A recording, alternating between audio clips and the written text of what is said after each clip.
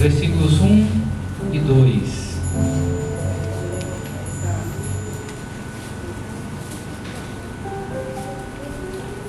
Glória a Deus. Nós intitulamos essa mensagem com Deus sabe esperar.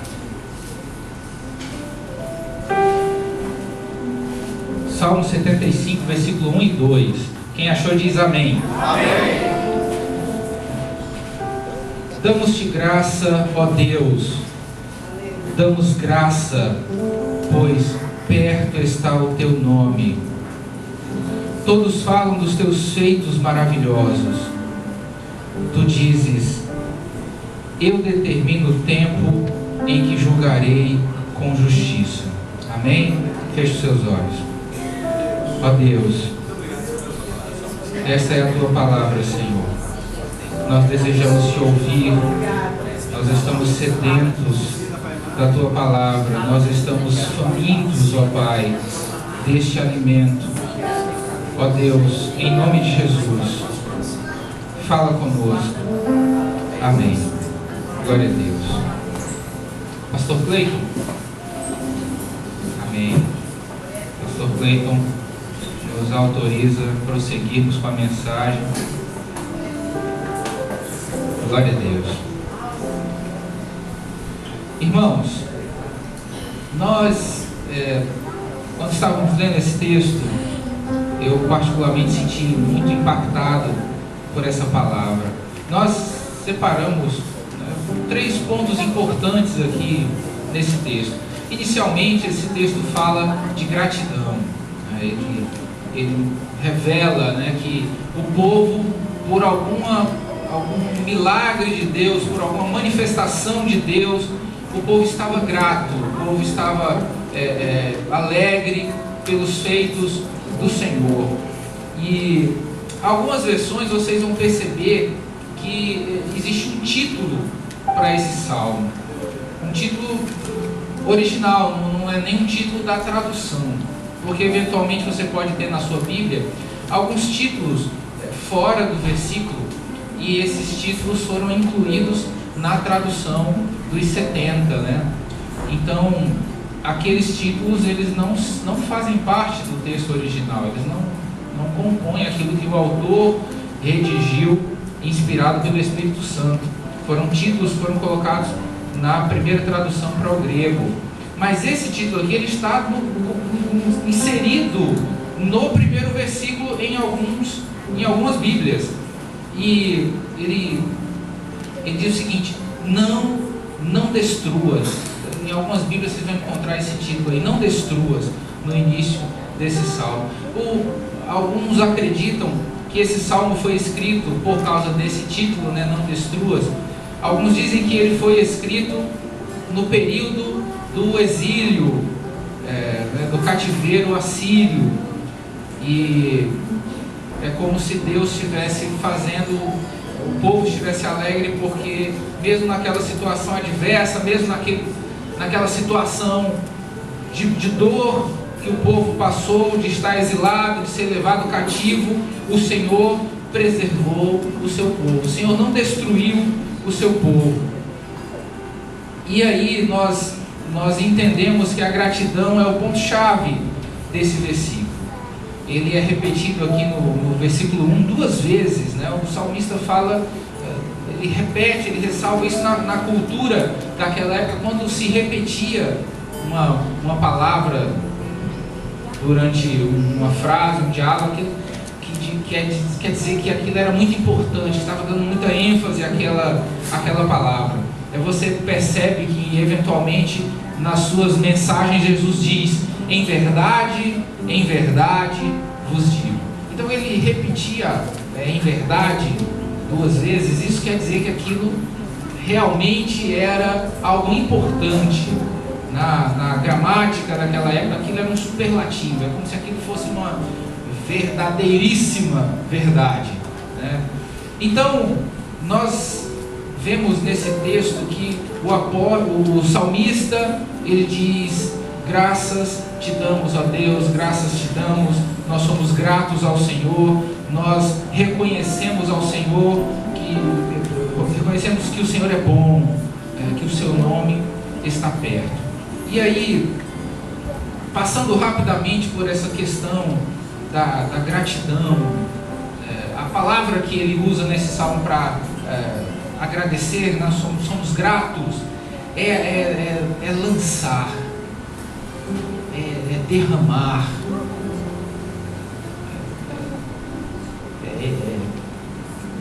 expor a gratidão, né? Lançar aos pés, colocar no chão, literalmente, né? Esparramar. Então uma gratidão cheia de entrega nós vemos nesse salmo. Mas por que o povo está grato? O que mais me tocou nessa palavra é o motivo dessa gratidão. O salmista diz: graças te damos, ó Deus. E eu me pergunto, né, qual o motivo de tanta gratidão, ou por que motivo o povo demonstra tanta gratidão a Deus?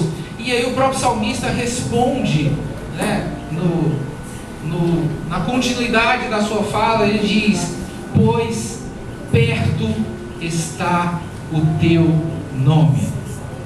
Glória a Deus. Perto está o teu nome. Quando o povo reconhece que o nome do Senhor está perto dele, eles se sentem gratos. E eu me perguntei por quê.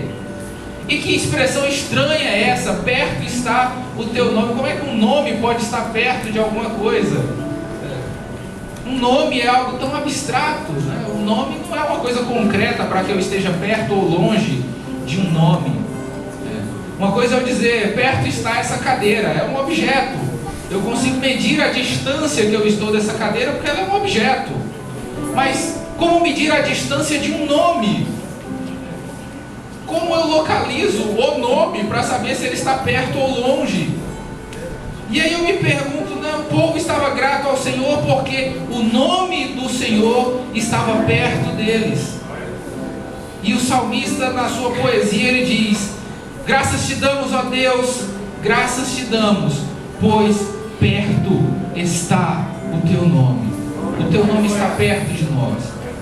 E aí, quando a gente conhece a Bíblia, quando a gente lê a Bíblia, quando a gente estuda a palavra do Senhor, quando nós lemos a palavra do Senhor, nós passamos a entender por que esse salmista disse isso.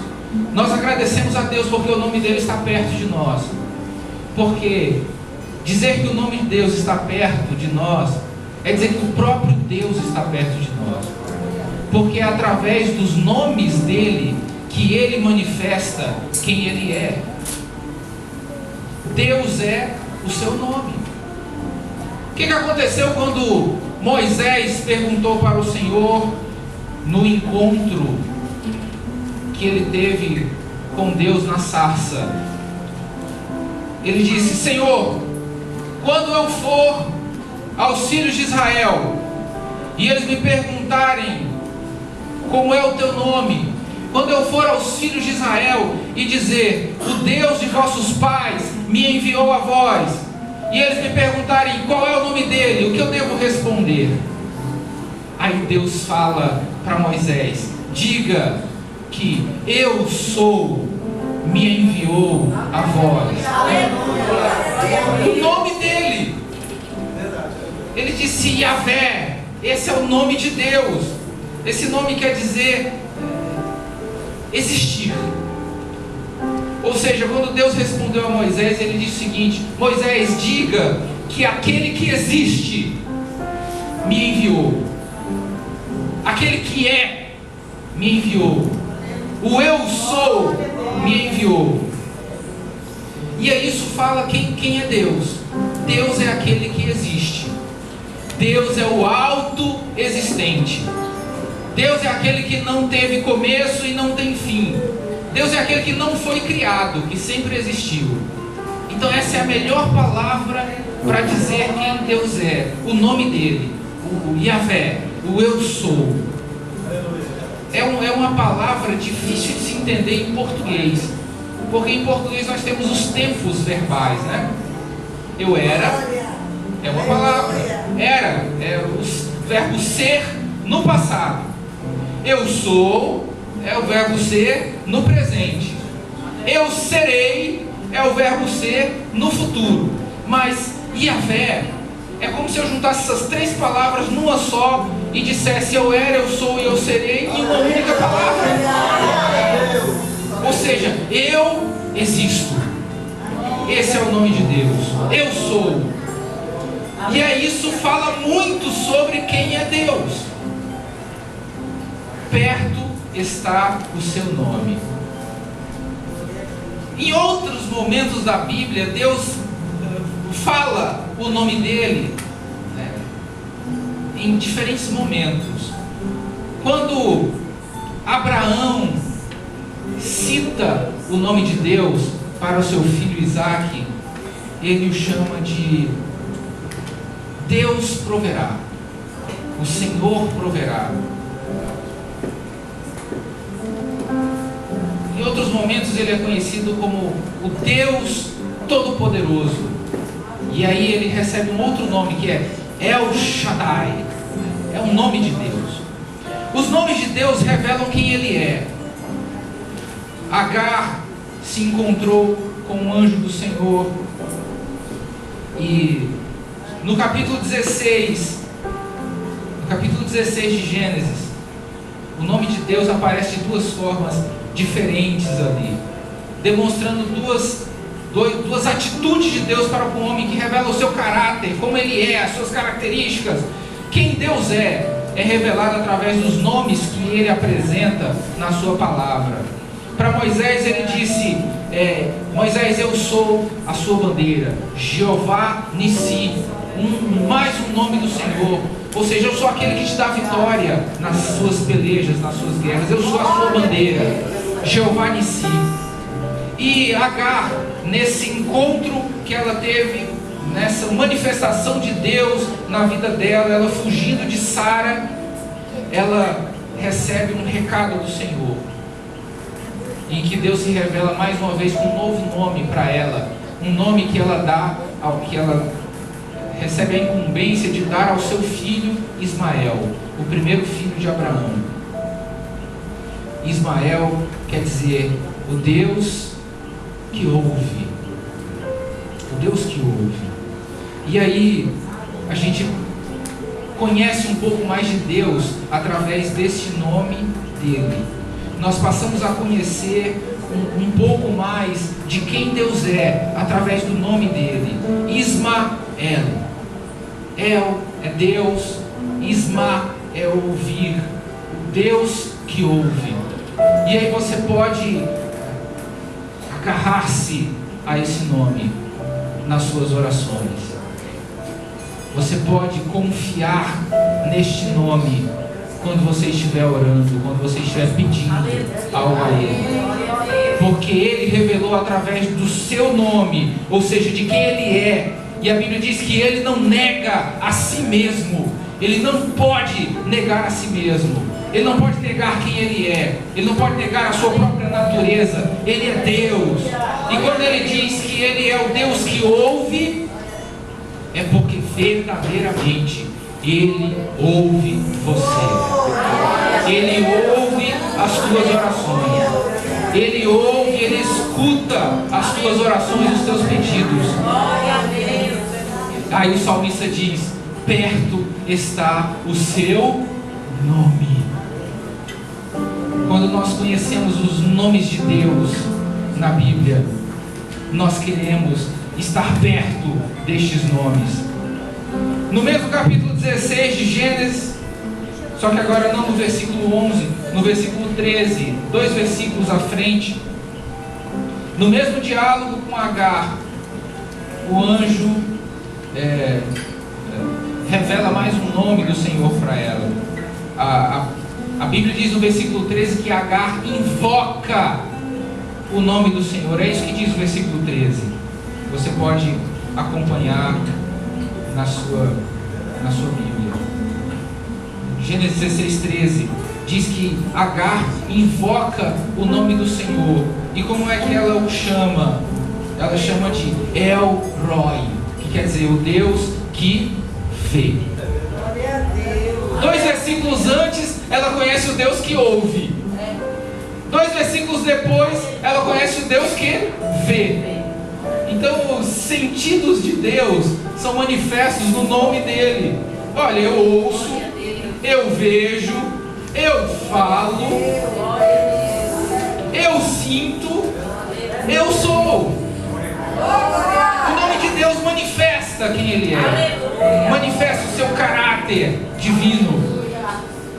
E aí nós aprendemos nesses 2 versículos que Agar experimentou, a escrava Agar, de que Deus é um Deus que ouve as nossas orações, e que Deus é um Deus que vê a situação em que nós estamos, a situação que nós vivemos.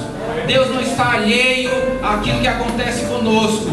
Deus é um Deus que vê. O nome dele é El Roi, o Deus que vê. O nome dele manifesta quem ele é. Por isso o salmista, com muito prazer, ele diz: Senhor, nós estamos gratos.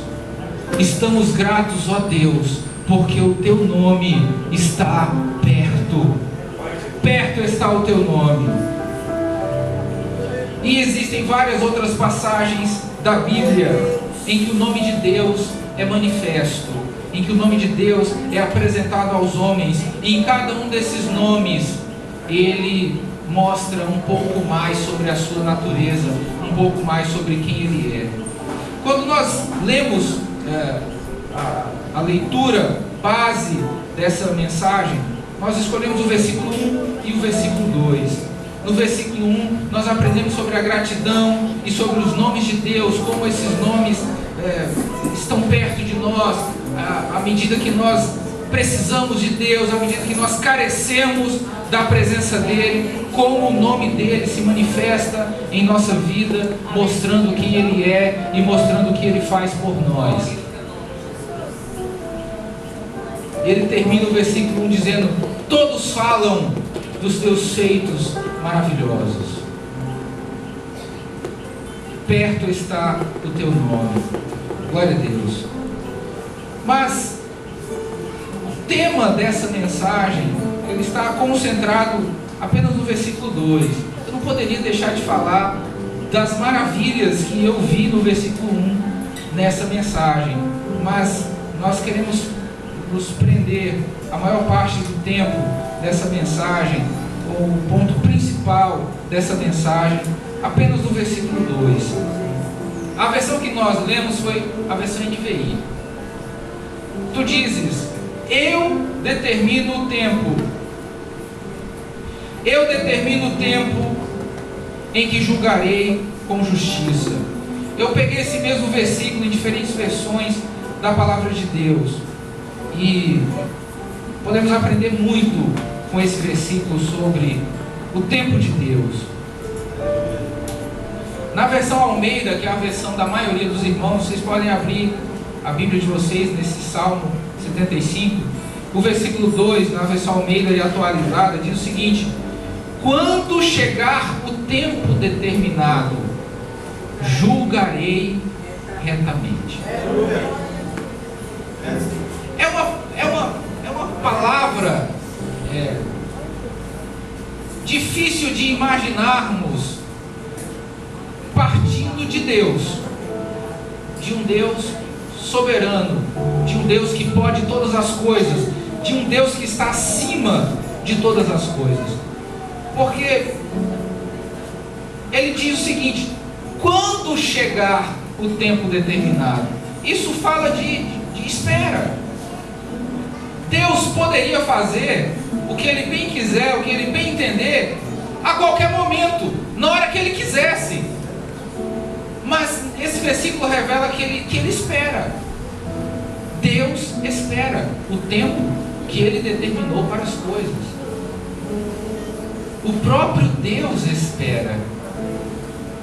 Por que a gente tem tanta dificuldade de esperar?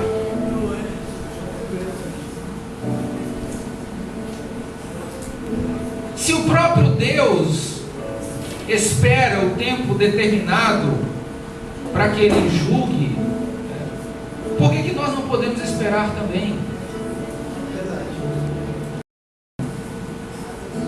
explicação que nos conforta. O ser humano, ele é limitado. Ele nasceu, ele foi criado. A proposta original da criação do homem era ser eterno, nunca ter fim, nunca morrer. Adão foi programado para não morrer. Adão vivia para sempre. Nós não sabemos quanto tempo Adão viveu antes da queda.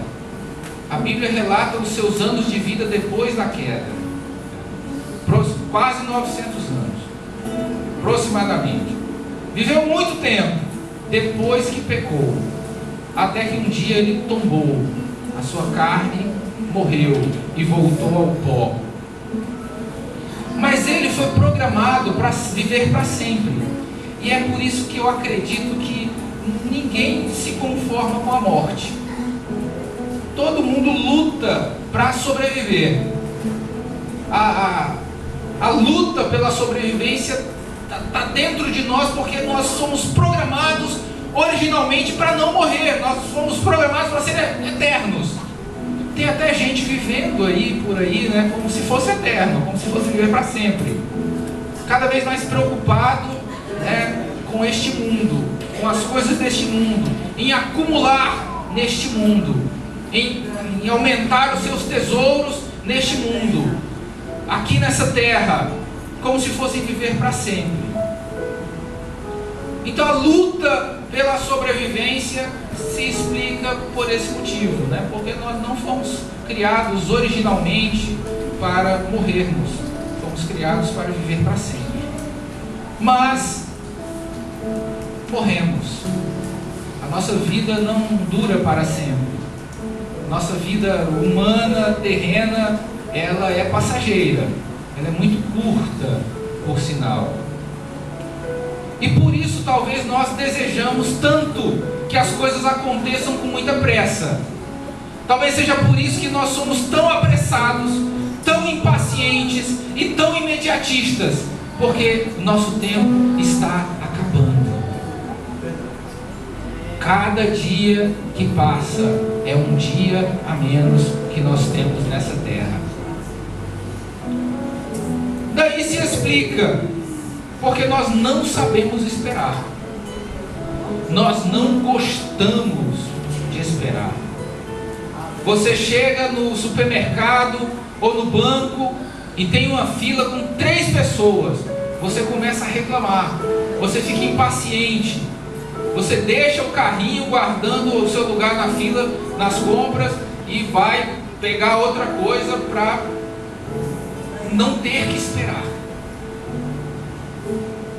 Eventualmente precisa ir no banco e nós fazemos de tudo para resolver tudo sem precisar pegar fila.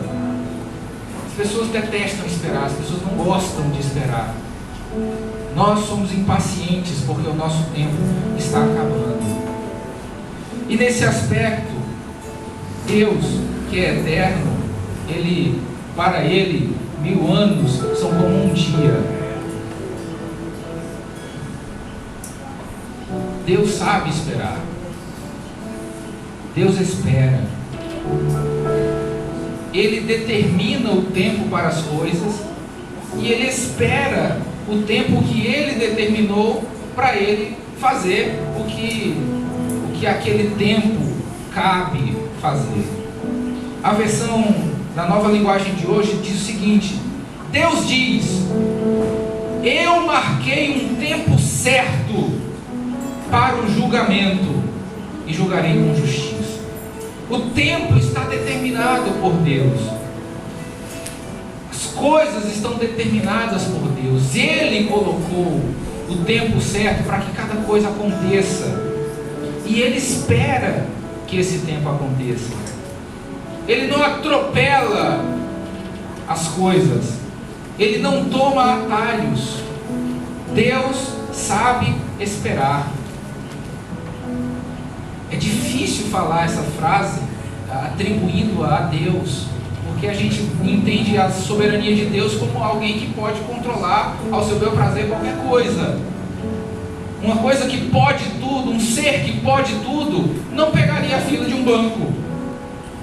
Se você pudesse todas as coisas, se você fosse onipotente, eu tenho certeza que você não enfrentaria a fila de um banco.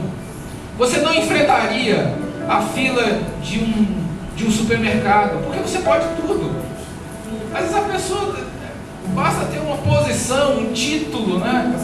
Um juiz, uma pessoa muito rica, uma celebridade. Essa pessoa quer furar a fila, porque a posição dela faz com que ela imagine que ela possa fazer alguma coisa, ou que ela seja alguma coisa. E essas, entre aspas, autoridades não gostam de esperar. Mas aquele que pode todas as coisas, o Deus Criador de todo o universo, determina o tempo para as coisas e Ele espera. Isso é vergonhoso para nós.